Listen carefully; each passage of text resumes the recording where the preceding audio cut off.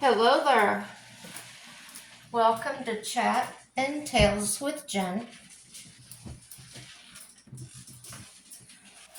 I'm using the wheelchair so I can be at your level.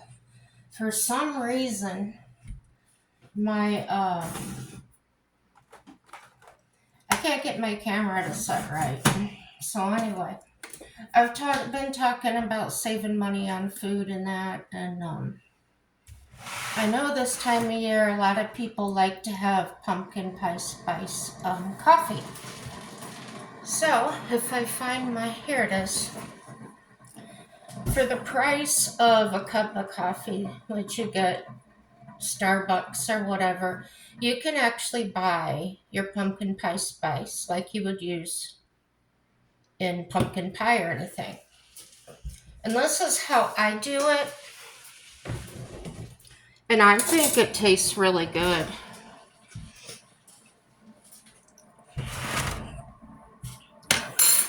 Today I'm using caramel latte. Ooh, almost lost it there. And I pour some in.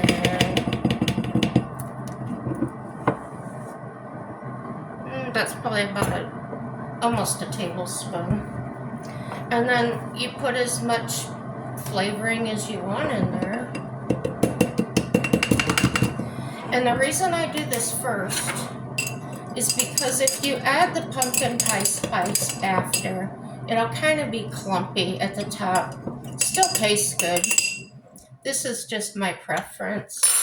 So, using my Keurig. We don't drink a whole lot of coffee around here. Just in the morning. And today I'm using Dunkin' Donuts. So, put it in there. Put it on large. I think this jar is about a pint.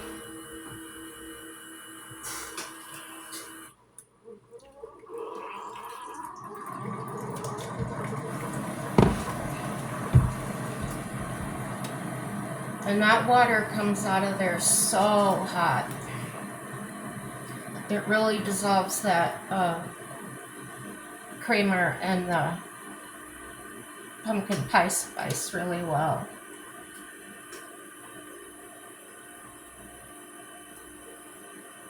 Now I do have a bigger cup that I use sometimes. And it will hold actually 1.5. If I put it on two large servings, it comes really close to the top and it doesn't leave room for my milk or liquid cream, whatever I want to use. So I stir this up. And as you can see, you can't see any of that cinnamon floating. Or pumpkin pie spice, I mean.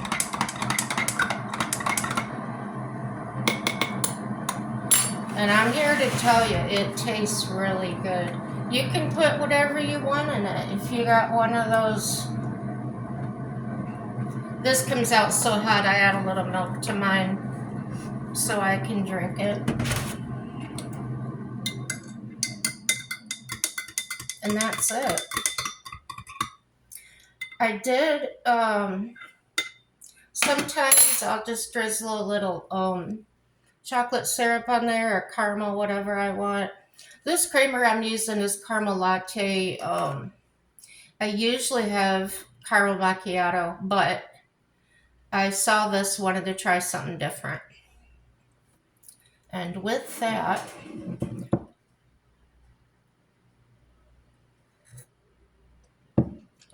that's really good.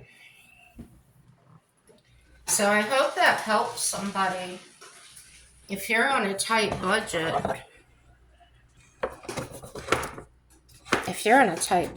and you really gotta have it, that's an economical way to do it. I have also put Cool Whip in it. After it's made, like as I'm putting the milk in, like I just put the milk in, I would put Cool Whip in there and just kind of let it melt, or you could put marshmallows on it, whatever you want to do. But I didn't have any money one time, but I was really craving the pumpkin pie spice, and I thought, I wonder. And at the time, I just had milk. I didn't even have enough money for coffee cream, and it'll probably work with half and half too. Um, but like I said, the technique I'm using here keeps the spice from floating to the top. And like I said, there's nothing wrong with that. My preference is, I think of it this way: if it's floating on top, it's not mixed in. I'm probably wrong, but it's just a thing. So, like I said, the pumpkin pie spice, Great Value brand. I think I paid for almost $5 for that. But if you're buying Starbucks coffee or wherever you get it, you're probably paying $4 a cup, right? So that's my economical way. And this will last me a long time. And there's a store I go to, they actually sell cherry flavored coffee. I have not put pumpkin pie spice in there, but if you like the flavorings, but you have a budget for just this or just that, try different things that way and flavor your coffee that way. Um,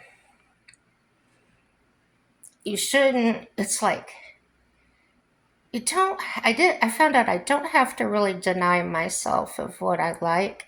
I just had to figure out another way to have it. And FYI, I've told you this before because I tried this. Vanilla ice cream, if you sprinkle pumpkin pie spice on it, it is awesome, guys. Yeah, so that's what I'm doing this morning. I've been up watching cartoons. On YouTube, some people will get a collection of cartoons together, and that's what I've been watching, the old ones. But I'm old. I like those ones from the late 70s, early 80s. Those are the ones I like. The one that I have a really hard time finding, and when I do find it, it's usually only one episode or part of an episode, is Hong Kong Phooey, Jabberjaws, Grape Ape, things like that. My sister said that all comes with her plan. I don't know if she's got cable or what she has. I just use my Wi-Fi with the apps. So I don't know. I watch a lot of movies on YouTube. I watch Hulu. I did have Netflix. I was keeping that because the only thing I really watched on it was Resident Alien. If you haven't seen that, it's combination of comedy and alien stuff, and it was very entertaining to me. I wish they would do more television that way. Entertain me. Don't make everything drama. That's one of the reasons I quit watching it a long time ago. It's just everything's so negative and down and backstabbers and everything that's wrong with the world. And then if you did watch news, it was more of that.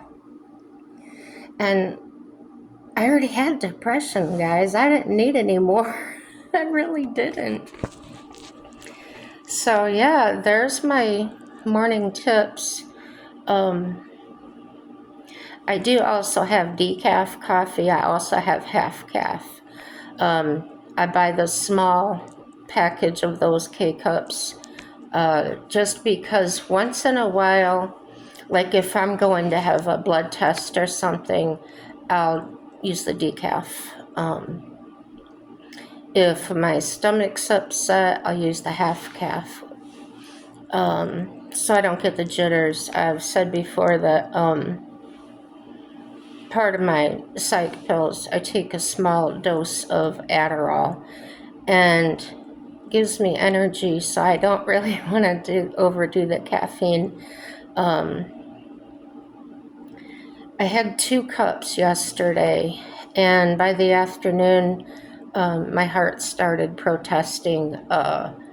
It started fluttering, palpitations, and that. So, excuse me, I came real close to running myself into the ER. But I took a couple baby aspirin and I was okay. I don't have any blockages. What did they say? Oh no, that was Mike that had it done. Where they go in and they check out your arteries and that. No, I haven't had that done. They didn't see a reason to. I seem to have like an acidic system. I do seem to have some type of blood disorder. I'm chicken shit. I don't want to go find out what it is. I've had anemia, that's high white cell count, for my whole life as far as I can remember. And every doctor's told me that, but nobody's done anything about it. So here in North Dakota, at first when I tell them, oh yeah, it's always that way, they kind of looked at me funny. But after a few visits, they're like, no, we need to get this checked out. And they wanted to do a bone marrow test or whatever it is. So I'm chicken. The latest test that I had was not only are my white cells way high, now my red cells are way high too, as well. So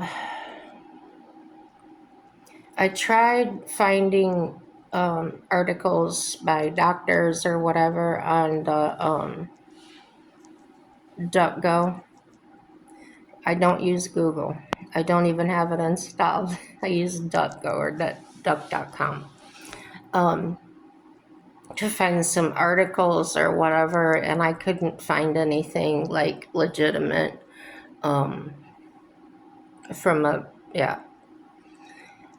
there's WebMD, there's Mayo Clinic, and they don't really go into detail. They just like, oh, it could be this, it could be that, da da da da da. And without the test, I know, I'm not gonna find out anything. I'm getting brave now. I think I will set up that appointment